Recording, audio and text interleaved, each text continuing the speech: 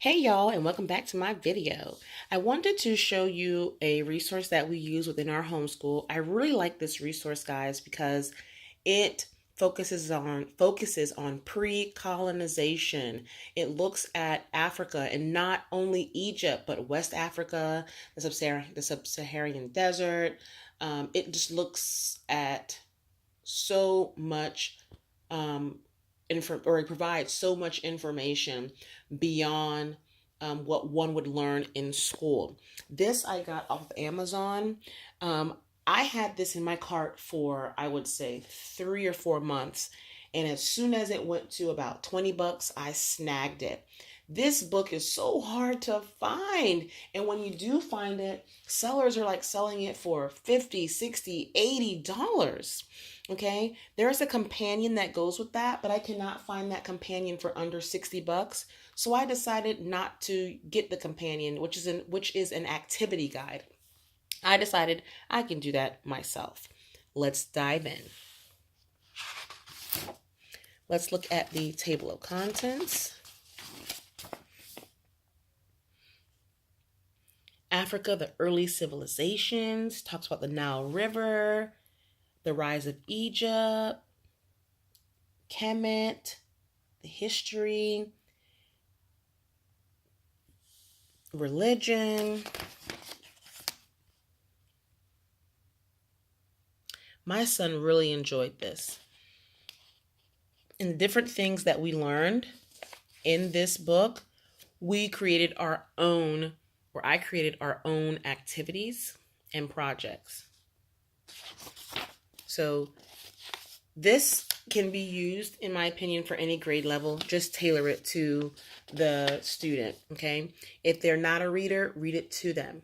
If they are a reader, have them read it. You can use this to help them enhance their reading fluency, their speed. You can utilize this as history, language arts, vocabulary, grammar, spelling, reading comprehension, even science in some cases, because it goes into science in some areas. Okay. So with this, how I use this is I would read this to my son, and he would also read various paragraphs. So we would read it, back and forth together. We always talk about the pictures. And look at this. It gives you a question to think about as you are reading. Okay. We talk about the map. It references when to look at the map during your reading as well. It gives you vocabulary. So my child is required to write down the vocabulary word, the part of speech, and the definition. Whenever he finds that vocabulary word within the sentence or the paragraph that we're reading, we would pay attention to that. Then we would read the paragraph and keep going and reading all the information. Would look at the timeline when appropriate, continue to read. At the end, it always gives you questions. So I would ask these questions aloud, and we would answer the questions together. In this book, he isn't really writing anything out, where we normally use this book as a read aloud. We're reading it, where he's required to write the vocabulary word and stuff like that, but the comprehension piece, the answering the questions, the critical thinking, we are doing that together.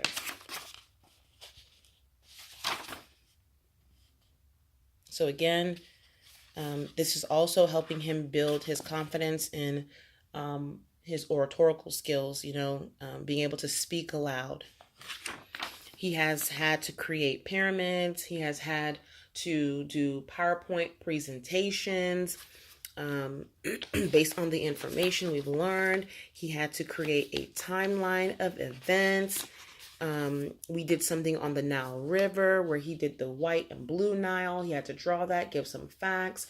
He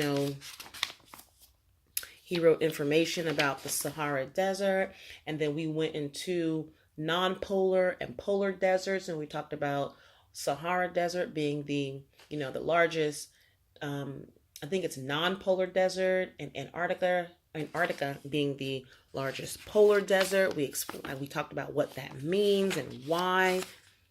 Why are those areas deserts? At the end of a unit, it gives you a nice unit review.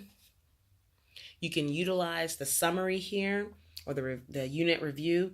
You can use this to build any quizzes or tests if you choose to do that within your home. It gives you things to reflect on.